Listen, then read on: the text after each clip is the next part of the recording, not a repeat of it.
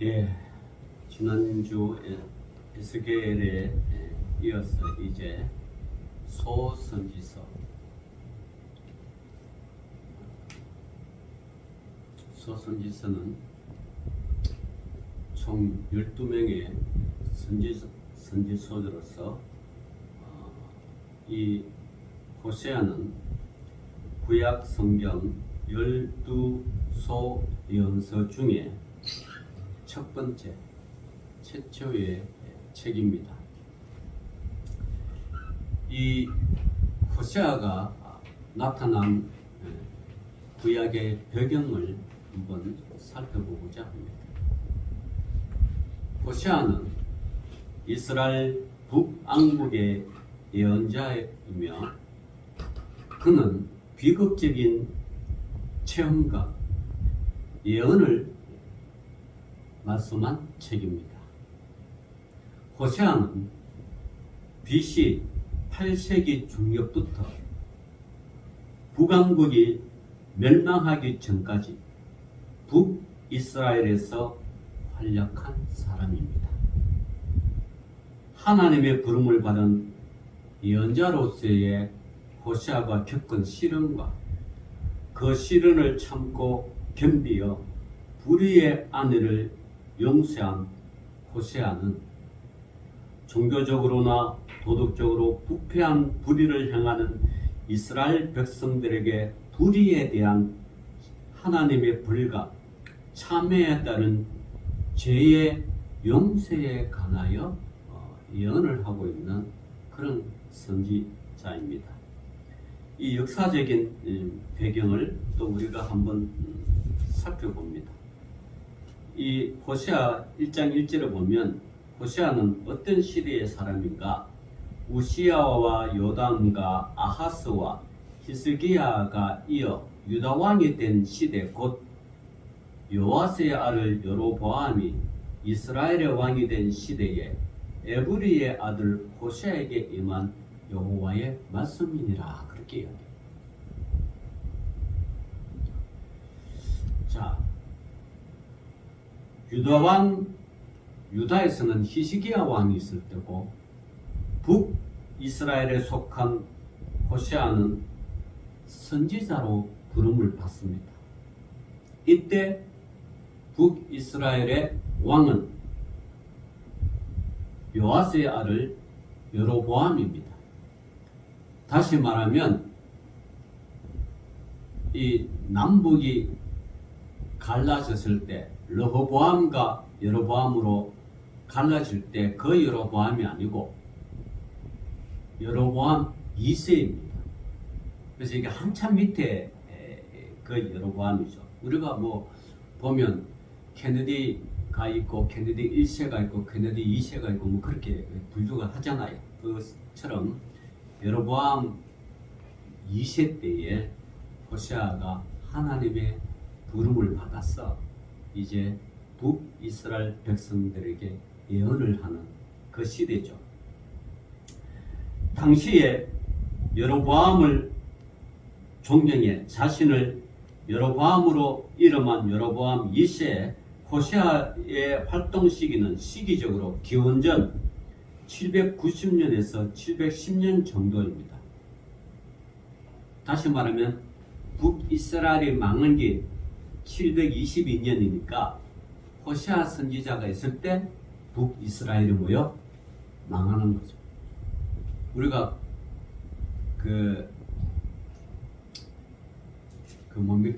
눈물의 선지자 에레미야가 있을 때 586년에 남유다가 망한 것처럼 북이스라엘도 호세아가 있을 때 아수리아에 인하여 망하는 것을 호세아가 보는 거죠.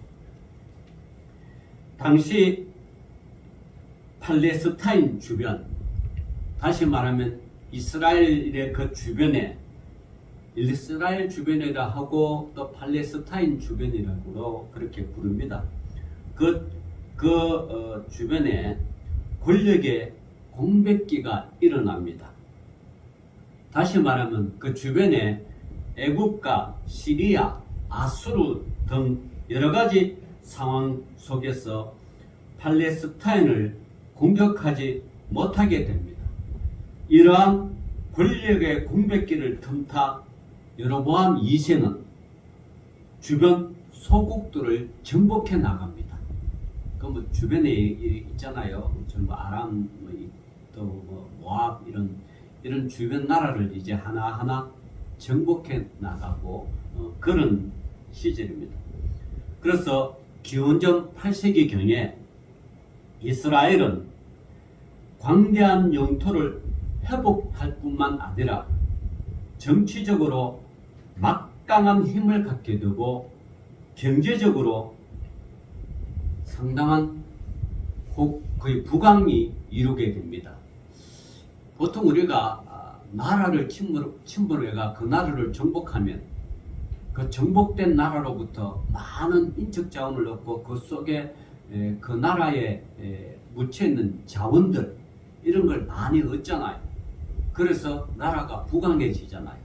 지금 러시아가 우크라이나를 침범해 가지고 그 우크라이나 안에 있는 모든 자원들을 지금 막 취득하려고 빼앗으려고 하는 이와 같은 상황이죠. 그래 되니까 북이스라엘도 역시 주변에 여러 나라를 정복하니까 그 나라 국민들, 그 나라가 가지고 있는 지하 자원들 또 여러 가지 경제적인 걸 다 이제 흡수하니까 나라가 상대적으로 부강해지는 거죠.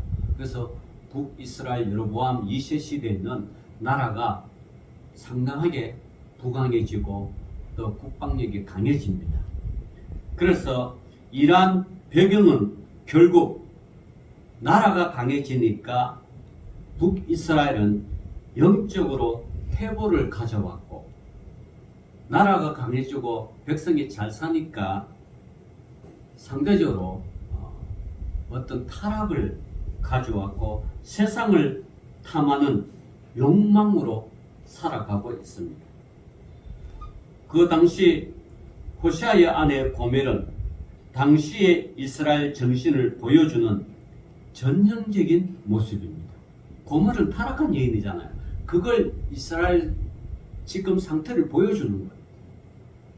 그러나 이러한 평화는 오래가지 못합니다. 잠잠하던 아수르가 드디어 일어나면서 힘을 갖게 됩니다. 많은 선지자들이 아수르가 힘을 가져서 북이스라엘을 치려고 할 테니까 너희들은 회개하고 돌아오라 그렇게 촉구했지만 북이스라엘 사람들은 경제적인 이득에 국방력의 강함에 취하여서 돌아가지 않습니다. 결국 기원전 722년에 신흥 제국인 아시리아에 의하여 북이스라엘은 멸망을 당하게 됩니다. 우리는 호세아서를 읽을 때 이런 부요함 속에 깃든 멸망의 징조들을 살펴볼 수가 있습니다. 이스라엘을 사랑하는 하나님께서 끊임없이 회개하도록 촉구했지만 결국 그들은 멸망의 길을 걷게 됩니다. 호세아 선지자의 가족 이름들은 이러한 하나님의 의지와 계획을 상징적으로 잘 드러나고 있습니다.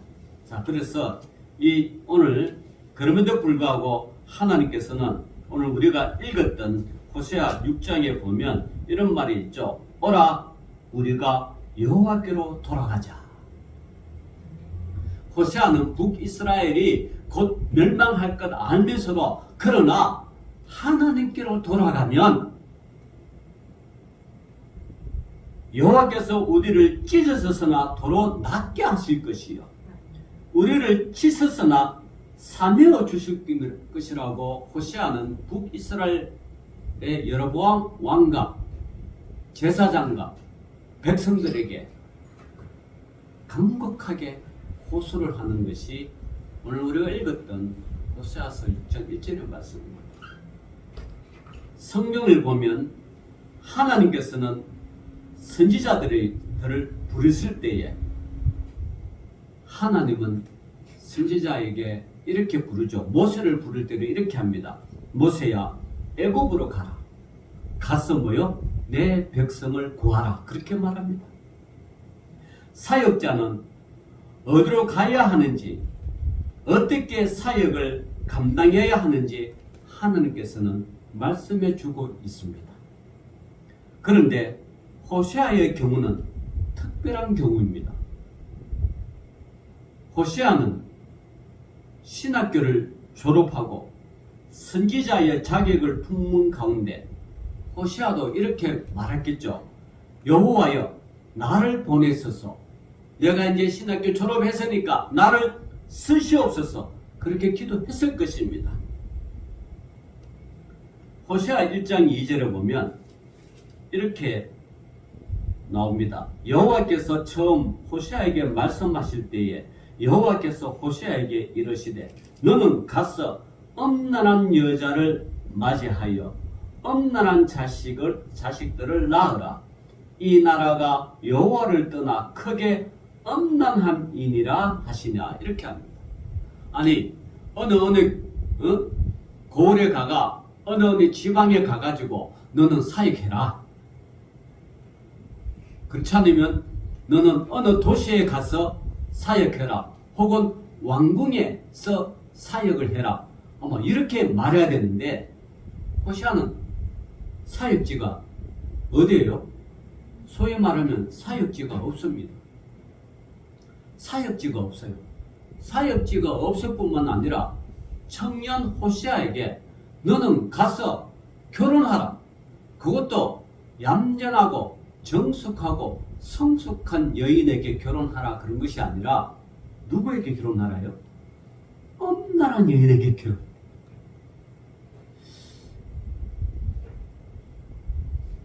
여러분, 우리가 지금 결혼을 할 때요, 결혼할 때 신랑이 누군지, 어떻게 잘하는지, 신앙인이다 그러면 신앙은 어떤지, 혹은 신앙이 없다 그러면 그 집안이 어떤지, 학력은 어떤지, 재산은 어떤지, 그죠?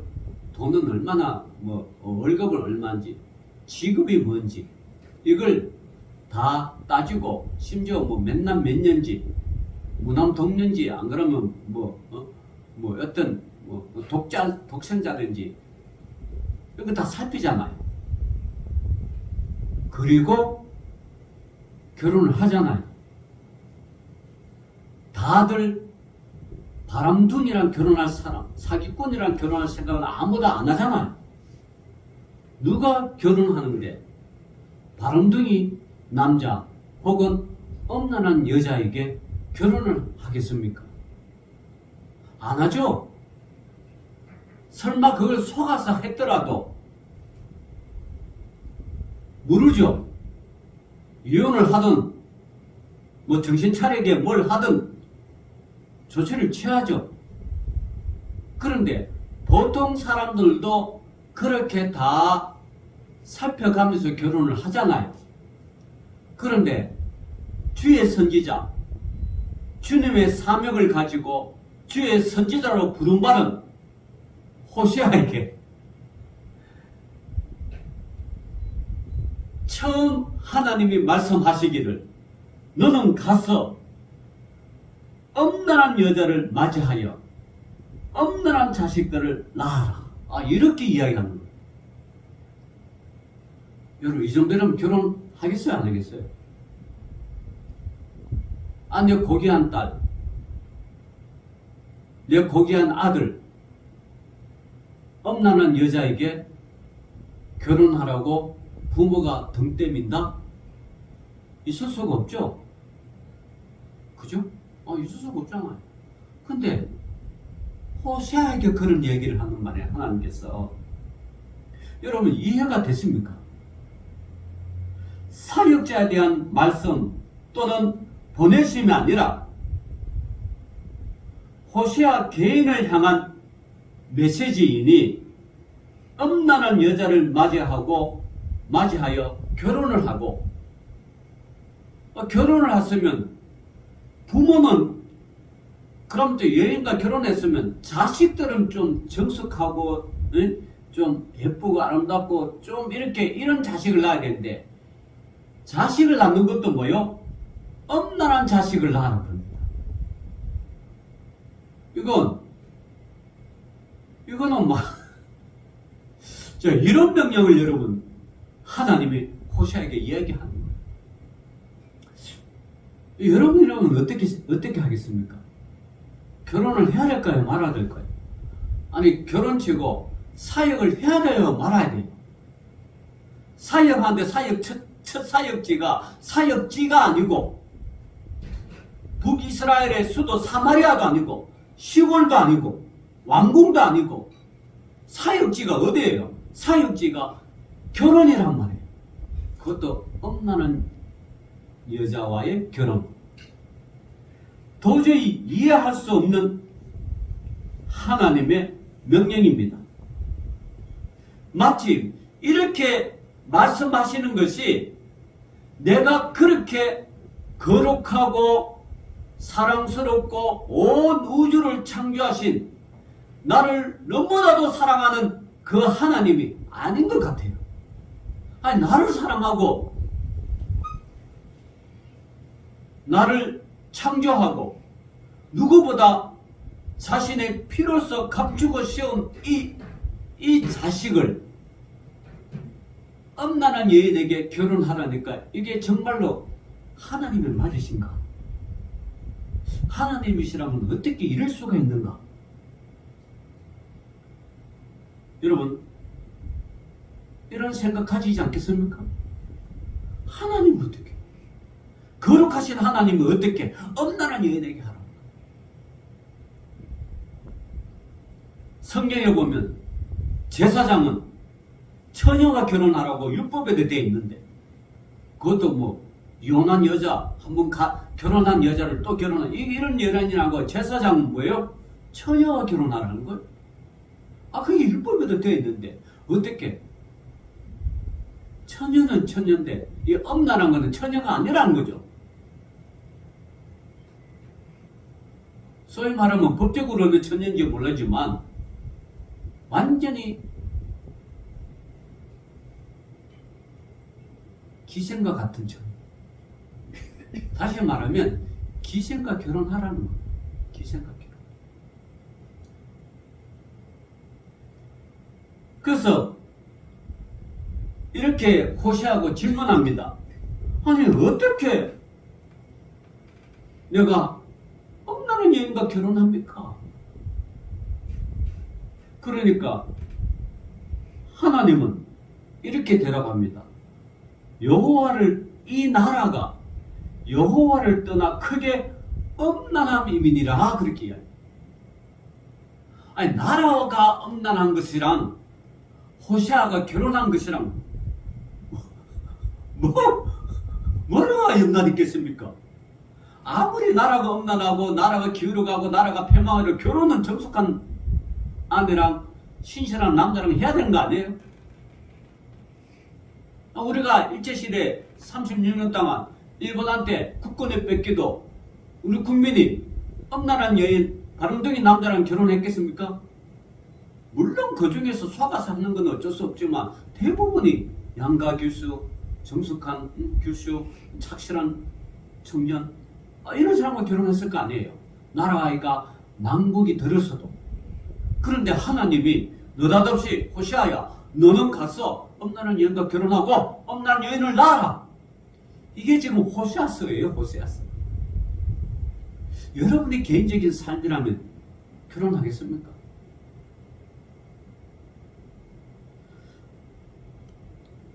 아마 이 지금 호세아가 부엘의 아들이라고 그래요. 부엘의 아들. 부엘의 아버지가 엄청나게 떠도 말렸을 겁니다. 우리 아들 하나밖에 없는 우리 아들 엄난한 여인과 결혼해? 아버지 입장에서 부모 입장에서 그게 이해가 되고 그게 그렇게 되겠습니까 여러분? 근데 하나님은 이스라엘이 엄난했기 때문에 너는 엄난한 여인과 결혼하라는 거예요. 하나님의 나라가 세상과 연애하며 엄난한 삶을 살아가고 있다는 것입니다. 비유로 지금 이야기하는 거예요. 지금 하나님 나라가 하나님이 세운 이 북이스라엘이 세상과 지금 연애하며 엄난한 삶을 살고 있다는 거예요. 그럼에도 불구하고 호세아는 이해가 되지 않았습니다. 왜 나냐? 많고 많은 선지자 중에, 많고 많은 주의 성도생 중에, 선지생이죠. 선지자 중에, 많고 많은 목회자 중에 왜 하필 나냐? 이것을 알기 위하여 우리는 좀 더 구체적으로 호세아 시대의 선지자 시대 배경을 보면, 아까도 이야기했지만 여로보암 2세 통치 시대에 국가적으로 그랬지만 개인적으로 최고의 부유함과 평안함을 누리던 시기였습니다. 문제는 저들의 부요가, 저들의 평안이 하나님을 향하여 있는 게 아니라 타락의 길로 들어선다는 것입니다. 그렇게 들었었어요. 저들은 하나님을 멀리하며 율법을 멀리하고 자기 소견에 옳은 대로 살아가고 있습니다. 그럴 때 세상은 저들을 삼켜버리고 하나님을 떠난 저들은 사탄은 마음대로 북이스라엘 백성들을 유린하고 있습니다. 여러분, 비록 이것은 성경 시대만이 아닙니다. 역사적으로 보면요, 물질적인 번영, 국가적인 번영, 국가적인 평안, 사람들의 삶의 질, 이러한 것들은 신앙적으로 하나님께 더 가까이 가게 한 적이 없습니다.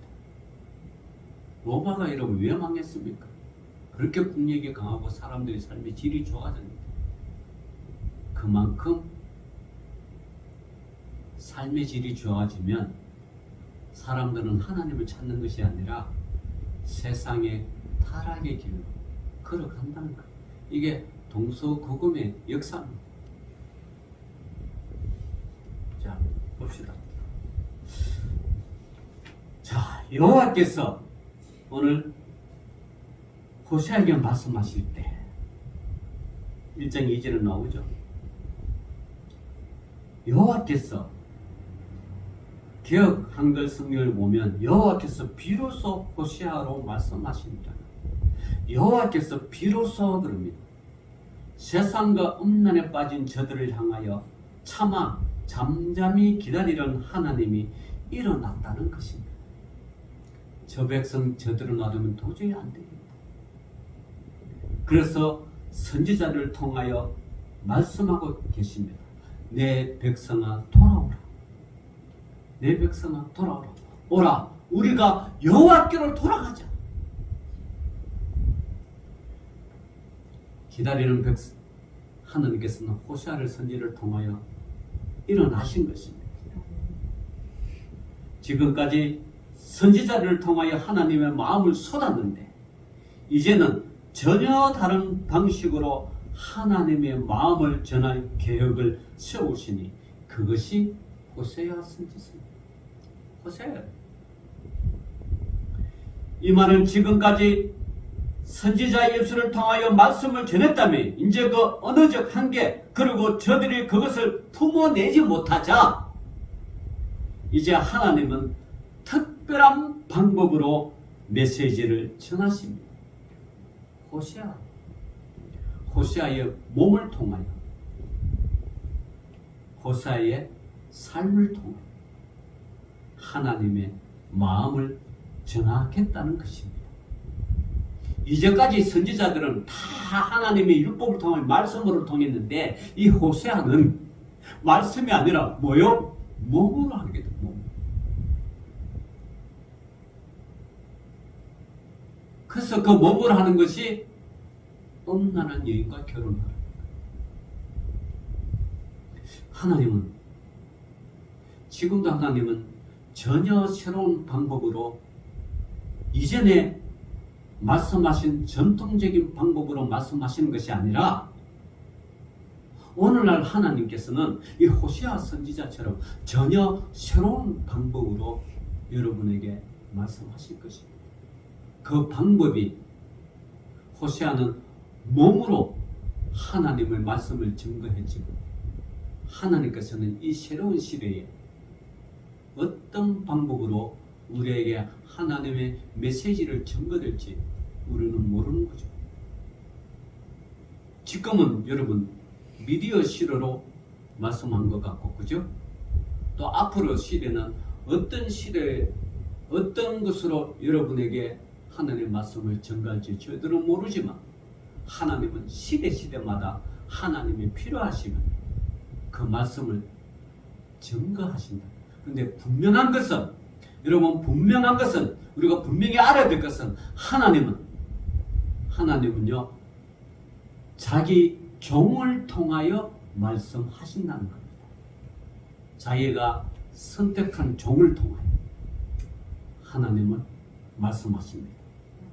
그래서 하나님은 이스라엘 백성들에게 마음을 전하겠다는 것입니다. 그것도 전혀 새로운 방식으로.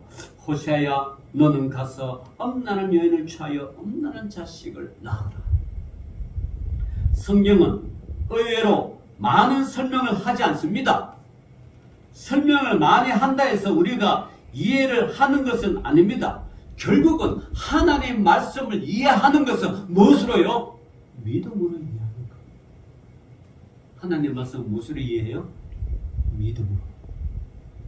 하나님이 거룩하신데 마치 하나님의 거룩을 포기하신 듯 선지자에게 엄난한 여인을 맞아 엄난한 자식을 낳으라는 것입니다. 우리는 종종 여기에서 의문을 가집니다. 꼭 이런 방식으로 하나님 마음을 쏟아 놓아야 하느냐고, 다른 방식은 없느냐고. 왜냐하면 호세아가 선지자인데 왜 호세아 선지자가 해필이면 많은 사람들 중에서 선지자가 이런 것을 선택하느냐.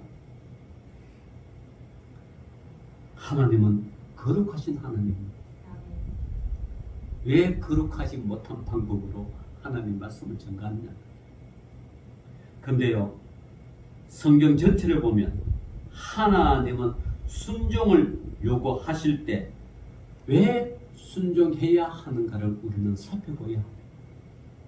순종하면 어떤 복이 있는가 미리 설명하고 이해할 수 없는 명령을 주신 것은 아닙니다. 부모가 설명을 못해도 자식들이 나가는 게 아니거든요. 분명한 것이 있습니다. 호세아는 이해할 수 있었습니까? 왜 하나님이 이런 명령을 하시는지 이해했겠습니까? 호세아도 이해하지 못했습니다. 이해할 수 없는 하나님의 명령 또는 순종을 요구하실 때 놀랍게도 성경은 우리에게 이해를 요구하지 않습니다. 우리는 현대의 사람들은 대부분 목회자가 성도들에게 하나님 일을 시킬 때는 이러이러이러 하기 때문에 이러이러 일을 하라. 이해를 시키고 일을 시킵니다. 그렇지 않으면 성도들은 아니 목사님 뭐야? 왜 뜬금없이 나한테 이런 일을 시키지? 이렇게 생각하잖아. 그죠? 근데 하나님이 여러분에게 하나님 일을 시킬 때는 여러분이 이해하지 못해도 하나님은 설명하지 않아도, 여러분에게 상세하게 설명하지 않아도 하나님은 일을 시킵니다. 그럴 때 여러분은 어떻게 하겠습니까? 하나님 일을 하지 않겠습니까? 그렇지 않으면 하나님 일을 순종하면 하겠습니까? 그 기준은 여러분의 믿음에 달립니다. 믿음에 달립니다. 이해할 수 없는 말씀을 하시고 명령하신 후에 순종의 과정을 통해 하나님의 마음을 알게 하시고 그 이유를 알게 하신다는 것입니다. 이게 절대 원리입니다. 중요한 게 여기에 있습니다. 우리가 얼마나 많은 은혜를 받았느냐도 중요하지만 받은 은혜 앞에서 순종이 없으면요, 은혜 되지 못하니 왜 우리에게 은혜를 주시는지 우리는 알 수가 없어요. 왜 우리에게 깨닫게 하시는지 하나님의 마음을 읽어낼 수가 없다는 것입니다. 여러분, 성경에 누군가가 오른밤을 치거든 왼밤을 내밀으라고 말씀합니다. 그런데 맞으면서 우리는 왜 그렇게 하시는지 중요하지 않습니다. 중요한 것은 뭐예요? 하나님이 하라고 말씀하셨으니까 순종하는 거예요. 그게 하나님께서 요구하는 순종과 여러분이 이해하면서 행하는 순종과는 다르다는 것입니다. 여러분의 순종은, 대다수의 우리의 순종은 이해하니까 순종할 경우가 많습니다.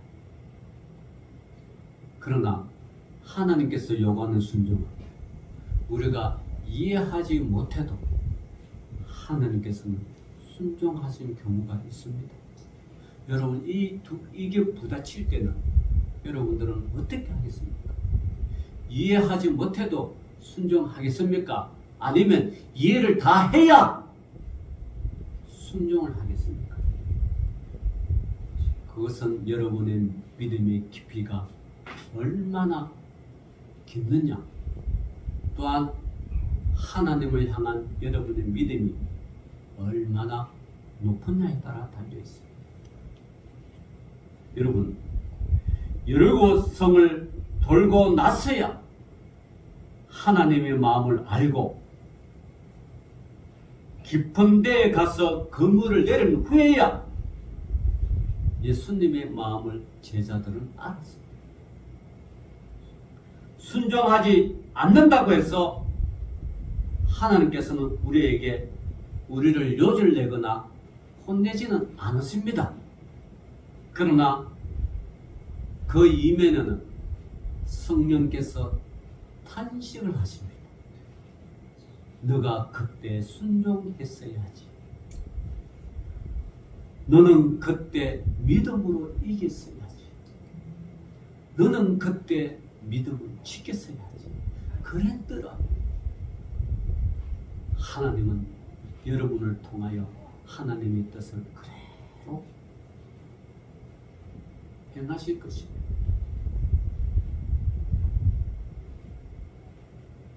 우리는 도저히 이해할 수 없는 호세아의 순종을 또 봅니다. 아니, 하나님이 엄난한 여인에게 가서 엄난한 자식을 낳아라 하고 이야기했다고 또 호세아는 그렇게 또 순종을 하네. 이게 이해하지 못한다는 거예요. 이해할 수 없을 때 순종을 해야 했어야만 하는 호세아는 얼마나 내적인 갈등을 겪었을까? 성경은 표현하지는 않지만 호세아는 맨날 며칠을 하나님께 부르짖으며 때로는 원망을 했을 것이고 때로는 호소도 했을 것입니다. 하나님, 왜 하필 나냐?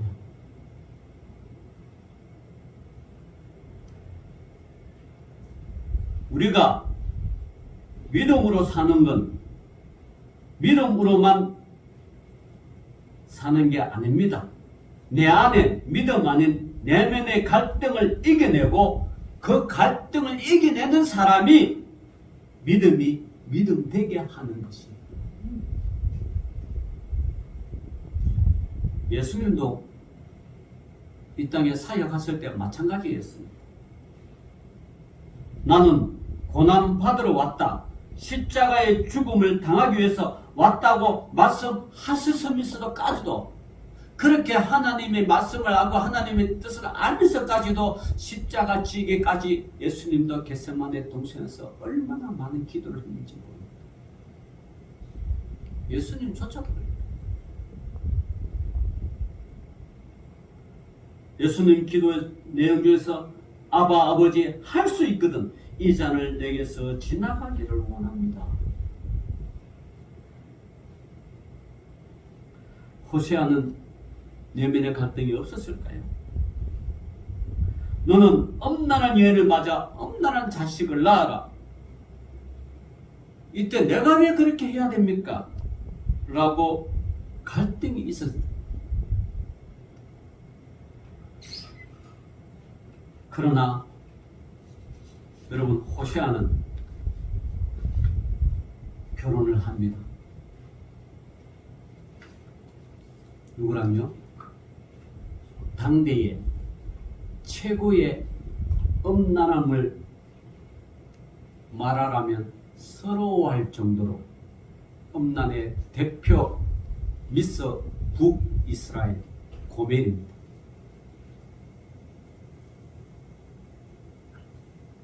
그리고 자식을 셋을 낳았습니다.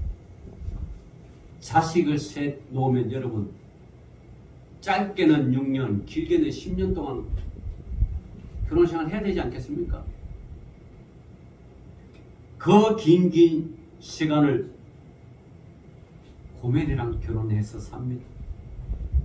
왜 그 여인아이가 결혼을 했을까? 물으면 다른 사람에게 설명을 한들 이해할 수가 없습니다. 호시아의 가족은 어떻겠습니까? 야, 너가 하나님 일한다고 하나님의 선지 동산에서 하나님의 말씀을 연구하고 신학 공부까지 했는데 기껏 나와서 한다는 게 험난한 여인과 고이로만 가족들은 여러분 이해했겠습니까? 아니 신학교 동기들도 이해했겠습니까 여러분? 아니 주변 사람들은 이해했을까요?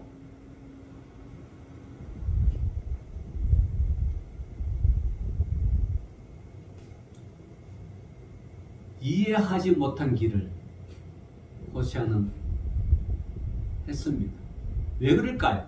왜 호시아는 결혼했을까요? 고멜이랑. 왜 했을까요? 고멜이 예뻤어요? 아름다워서? 집안이 좋아서? 아니죠. 하나님이 하라고 명령하셨기 때문에. 하나님이 해. 호시아는 그 하나님을 명령을 했기 때문에 결혼한 거죠. 그리고요, 호시아는 하나님의 마음을 읽은 그런 종이었어요. 종의 기본 목적은요, 기본은 하나님이 뭐라고 말씀하시는가. 저와 여러분은 주의 길을 걸어가잖아요. 주님의 제자잖아요. 그러면 주의 제자가 가장 먼저 알아야 할 것은 예수님이 뭐라고 말씀하셨을까? 이걸 아는 게 제자들이잖아요. 제자는 스승이 뭐라고 말씀하면 그걸 따라하는 거잖아요. 이런 가운데 호시아는 모든 상황 가운데 하나님을 놓아버리지 않았습니다. 하나님과의 교제의 끈을 놓지 않았습니다. 성경에 보면 호시아가 사역을 위해서 나가서도 사람을 만나서 자기 이해를 구하지 않았습니다. 철저하게 외로웠지만 하나님의 은혜 안에서 그 모든 아픔, 눈물을 호시아 선지서는 감당했습니다. 호시아는 얼마나 마음이 아팠을까요? 자, 호시아가 고멜과 결혼했어요.